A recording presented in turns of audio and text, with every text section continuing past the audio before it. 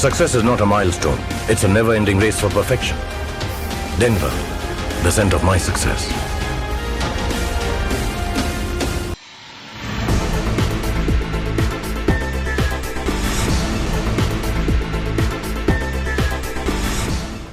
नमस्कार, मैं वैष्णवी, आप देख रहे हैं प्लस न्यूज। आइए नजर डालते हैं आज की हेडलाइंस पर।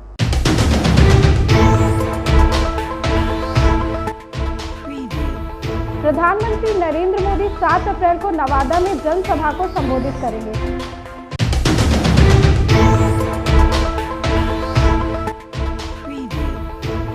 राजद सुप्रीमो लालू यादव ने केंद्र सरकार पर निशाना साधा।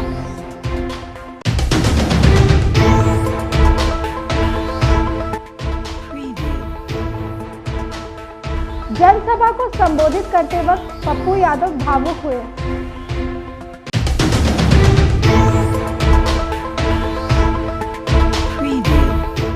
अब खबरें विस्तार से। प्रधानमंत्री नरेंद्र मोदी 7 अप्रैल को नवादा में जनसभा को संबोधित करेंगे। जानकारी के अनुसार 9 अप्रैल को गृह मंत्री अमित शाह औरंगाबाद में चुनाव सभा को संबोधित करेंगे। इसकी जानकारी देते हुए डिप्टी सीएम सम्राट चौधरी ने कहा कि औरंगाबाद में चुनावी सभा को संबोधित करने के बाद अमित शाह पटना लौटकर चुनावी रणनीति पर महत्वपूर्ण बैठक करेंगे। राजद के राष्ट्रीय अध्यक्ष लालू यादव ने केंद्र सरकार पर निशाना साधा है। सोशल मीडिया पर एक कविता शेयर करते हुए लालू यादव ने भाजपा को झूठ को लेकर घेरा है। उन्होंने मोदी सरकार को झूठ का दरबार बताते हुए कहा कि जनता ने मोदी सरकार के झूठ को मिटाने का ठाना है। लालू यादव ने आरोप लगाते हुए लिखा कि मोदी सरकार का झूठ लगातार, वजनदार और बारंबार है। पूर्णिया में नामांकन करने के बाद पप्पू यादव ने कार्यकर्ताओं को संबोधित किया। इस दौरान पप्पू यादव कार्यकर्ताओं के सामने भावुक हो गए। रोते हुए पप्पू यादव ने कहा कि लालू यादव को अपना मान लेते हैं, लेकिन पूर्णिया के लोग पूर्णिया के यादव और बैकवर्ड पप्पू को अपना खून समझते हैं। पप्पू यादव ने कहा कि हम आपके परिवार के सदस्य हैं, लेकिन इतना नफरत क्यों है जो आप हेलीकॉप्टर लेकर मेरे खिलाफ पूर्णिया आ गए।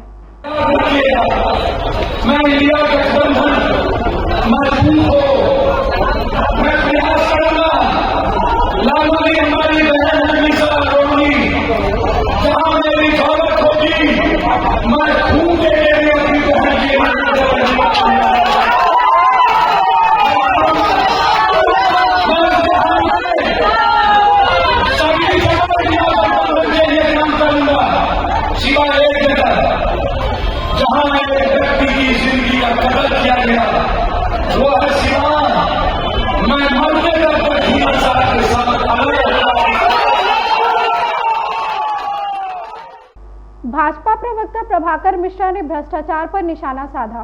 उन्होंने कहा कि भ्रष्टाचार आज देश की सबसे बड़ी समस्या है। इस समस्या को जड़ से मिटाकर ही एक अच्छे देश की कल्पना की जा सकती है। उन्होंने कहा कि विकास की राह में भ्रष्टाचार सबसे बड़ा रोड़ा है।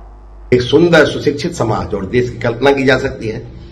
विकास की राह में भ्रष्टाचार सबसे बड़ा रोड़ा है। इस रोड़े को हटाकर ही देश के विकास की रफ्तार बढ़ाई जा सकती है।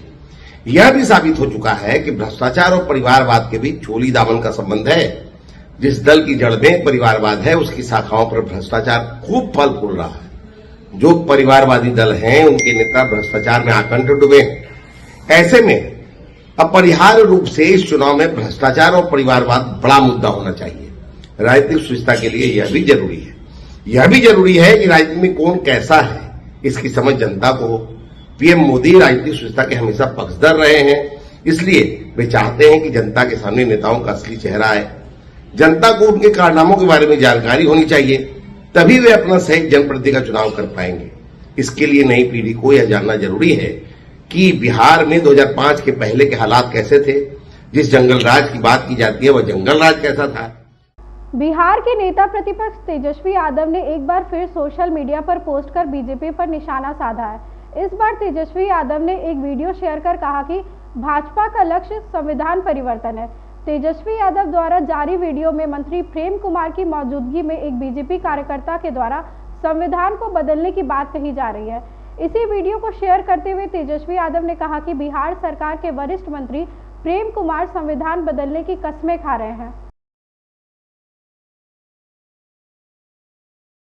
शत्रुघ्न सिन्हा ने प्रधानमंत्री के विकास के बयान पर हमला बोला। उन्होंने कहा कि असली विकास बाकी है। जब इंडिया गठबंधन के लोग सरकार में आएंगे तो विकास के काम को पूरा किया जाएगा। प्रधानमंत्री के दौर में इलेक्टोरल बॉन्ड का मामला वर्ल्ड का सबसे बड़ा घोटाला हुआ है। इसको रूलिंग पार्टी के नेताओं के द्वारा किया गया है। जब इंडिया ब्लॉक की सरकार बनेगी तब इन सबको ठीक किया जाएगा। के लोग अपोजिशन यूनाइटेड जो आ रहा है अब वो करेंगे ना। इतनी जो कमियां कुछ नहीं हुई हैं अभी तक, महंगाई की मार हो, चाहे पेट्रोल डीजल के दाम की बात हो, चाहे जिधर ये सब हो, ये सब आके वो लोग ठीक करेंगे ना। इलेक्ट्रल बॉन्ड का मामला है जो घोटाला है, वर्ल्ड का सबसे बड़ा घोटाला इलेक्ट्रल बॉन्ड का हुआ है।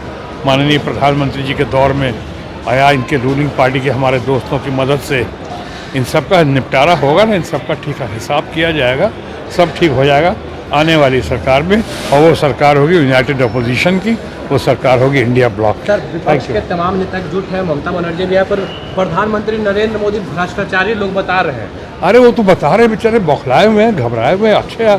अच्छे हमारे मित्र हैं, वो पुराने साथी हैं, सहयोगी, हम लोग साथ काम किए हुए हैं। अब वो कह रहे हैं पहले अपने भ्रष्टाचार में, जिनको अपने भ्रष्टाचार की वॉशिंग मशीन में तमाम लोगों को ले लेके उनको बेदाग करने की जो कोशिश की है, पहले उसका जवाब तो दें। वो तो कहेंगे ही। मुख्यमंत्री नीतीश कुमार के मंत्रिमंडल सदस्य महेश्वरी हजारी के बेटे सन्नी हजारी कांग्रेस में शामिल हुए। कांग्रेस में शामिल होने के बाद सन्नी हजारी ने कहा कि पिता की नाराजगी के बावजूद उन्होंने कांग्रेस ज्वाइन किया है। कांग्रेस पार्टी अगर भरोसा जताती है तो पार्टी को समस्तीपुर से जीत दिलाने का काम करेंगे। बता दें कि समस्तीपुर संसदीय सीट इस बार कांग्रेस के खाते में है।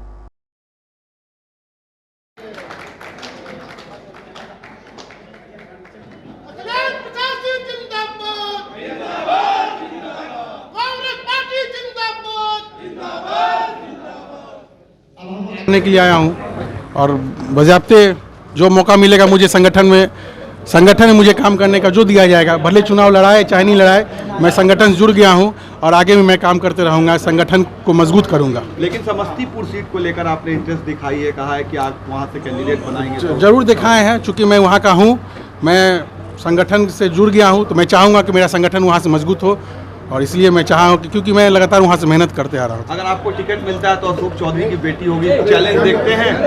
कितना चैलेंज देखते हैं? देखिए कोई मान लीजिए कि कोई ऐसी बात नहीं है। मैं संगठन से जुड़ा हूँ, मेरा उद्देश्य ऐसा नहीं है कि मैं समस्तीपुर से ही चुनाव लड़ना चाहता हूँ।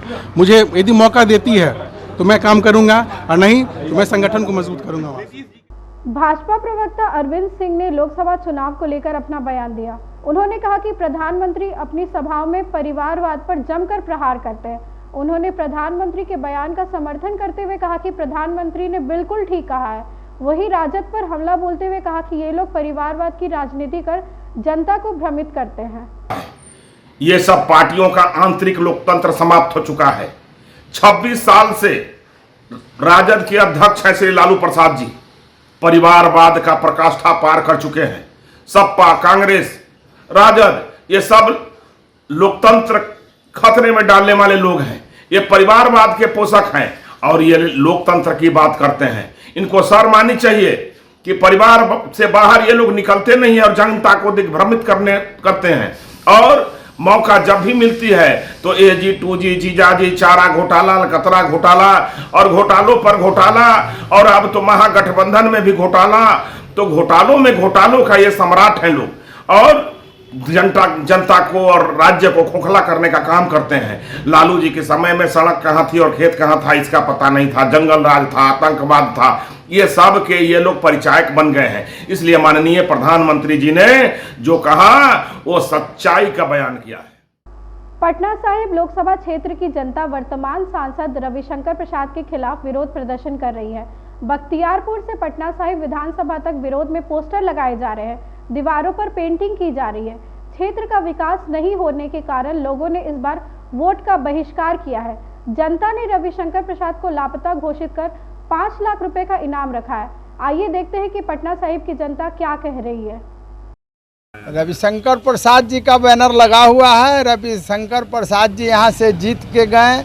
आज तक के हम लोग से ना बात की, ना भेंट की, ना हमारा गांव में कोई निर्माण हुआ। यहाँ के बाल बच्चा जितना भी लड़की है लड़का है सब जाता है 8 किलोमीटर दूर पढ़ने के लिए। हॉस्पिटल मेरे 10 किलोमीटर दूर है, NMCH और हुआ। यहाँ जो जगह था उस जगह में पार्क बनवा दें मुख्यमंत्री जी, एक जगह शादी मैरिज हॉल बनवा दें। हम लोग के ना हॉस्पिटल बना और ना कॉलेज बना और ना रोड के निर्माण हुआ। हमारा सांसद महोदय कहा कि इनके यहाँ से जीत के गए तो लापता होगा, तो इसीलिए हम लोग विरोध करते हैं। हम लोग उनको वोट नहीं देंगे। खोजने जो खोज के उनको ला देगा उनको हम 5 लाख रुपए इनाम देंगे अपना पल।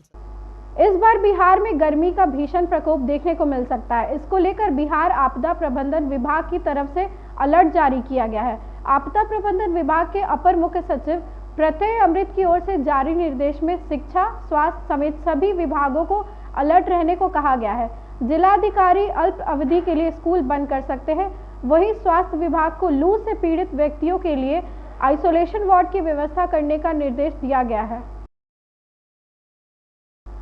बीजेपी के राज्यसभा सदस्य धर्मशीला गुप्ता ने संवाददाताओं को संबोधित किया। संबोधित करते हुए उन्होंने कहा कि हमारे देश के प्रधानमंत्री ने हमेशा महिलाओं का सम्मान किया है, उनकी राजनीतिक भविष्य में और उनके हर विचारधारा को आगे बढ़ाने का काम किया, लेकिन कांग्रेस ने कभी महिलाओं का सम्मान नहीं किया। कांग्रेस महिला विरोधी है।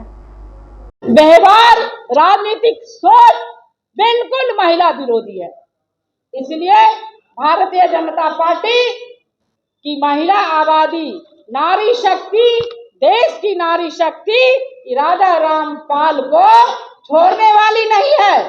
इनको जो इन्होंने अपमान किया है, इनको भरपाई करना पड़ेगा। मैं कांग्रेस के वरिष्ठ नेता से कहती हूँ, ऐसे राजनीतिक जो महिला विरोधी कांग्रेस है, राजद है, इन सबको दंड मिलना चाहिए। मुंगेर पुलिस एवं एसटीएफ के संयुक्त छापेमारी में विस्फोटक पदार्थ के साथ 3 लोगों को गिरफ्तार किया गया। गिरफ्तार प्रदीप मंडल झारखंड राज्य के साहिबगंज मिर्जा चौकी का रहने वाला है। एसपी सैयद इमरान मसूद ने बताया कि गुप्त सूचना मिली कि झारखंड के कुछ लोग विस्फोटक पदार्थ लाकर नया रामनगर थाना अंतर्गत रतनपुर रेलवे स्टेशन के पास खरीद बिक्री कर रहे हैं। मुंगेर पुलिस और एसटीएफ का गठन कर सशस्त्र बल के सहयोग से उन्हें पकड़ा गया। गुप्त सूचना के आधार पे एक ज्वाइंट ऑपरेशन मुंगेर जिला में किया गया है एसटीएफ और मुंगेर पुलिस के द्वारा। इसमें हम लोगों को ये सूचना मिली थी कि विस्फोटक पदार्थ ला करके साहेबगंज झारखंड से कुछ व्यक्ति यहाँ पे आकर के उसकी बिक्री कर रहे हैं। तो गुप्त सूचना के आधार पे रेड हुआ। नया रामनगर थाना अंतर्गत रेलवे स्टेशन के पास से 3 लोगों की अरेस्टिंग हुई है। इसमें एक व्यक्ति जिसका नाम प्रदीप मंडल है, जो कि साहेबगंज थाना क्षेत्र का साहेबगंज जिला झारखंड का रहने वाला है, ये बिक्री करने आया था। ये वहीं से साहेबगंज से विस्फोटक पदार्थ लेके आया था। और यहाँ पे जो 2 खरीदार थे इसके, एक दिलखुश नाम से हैं, एक बबलू बिंद नाम से हैं। एक नया रामनगर का रहने वाले हैं और एक बरियारपुर थाना क्षेत्र के रहने वाले हैं। ये यहाँ पे खरीदार थे। तो ये एक साथ हम लोगों को पकड़ाए हैं। और इसमें जो सीज मटेरियल है उसमें हम लोगों को करीब 75 पीस डेटोनेटर के बरामद हुए हैं और 5-6 किलो के आसपास एक सफेद पदार्थ बरामद हुआ है, जैसा कि जो है एक्सप्लोजिव मटेरियल है।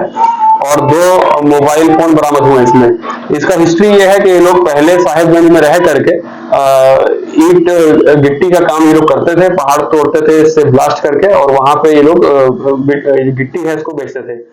आज की खबरों में बस इतना ही। आगे की खबरों के लिए देखते रहें प्लस न्यूज। मुझे दीजिए इजाजत। नमस्कार।